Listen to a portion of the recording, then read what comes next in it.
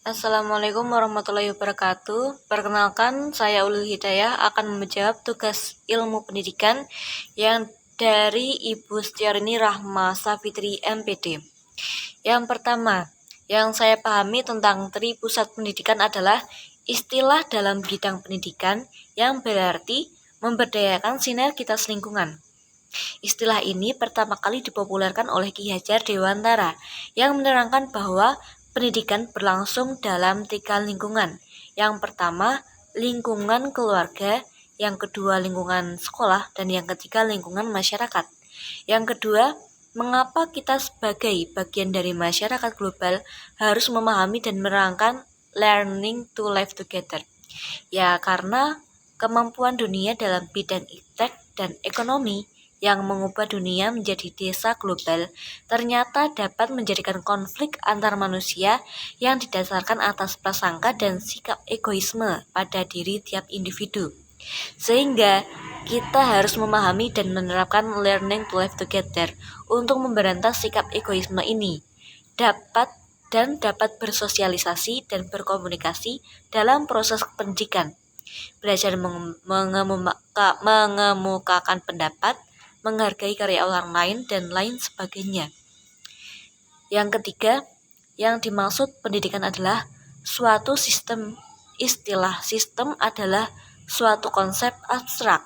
Definisi tradisional menyatakan bahwa sistem adalah seperangkat komponen atau unsur yang saling berinteraksi untuk mencapai suatu tujuan.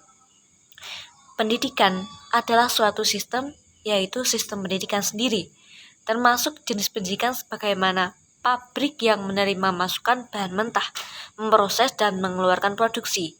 Demikian pula pendidikan memiliki masukan bahan mentah berupa peserta didik, masukan instrumental yaitu kurikulum, tenaga pendidik, metode, media, dan lain-lain. Melakukan proses pendidikan dan menghasilkan keluaran yaitu berupa kelulusan.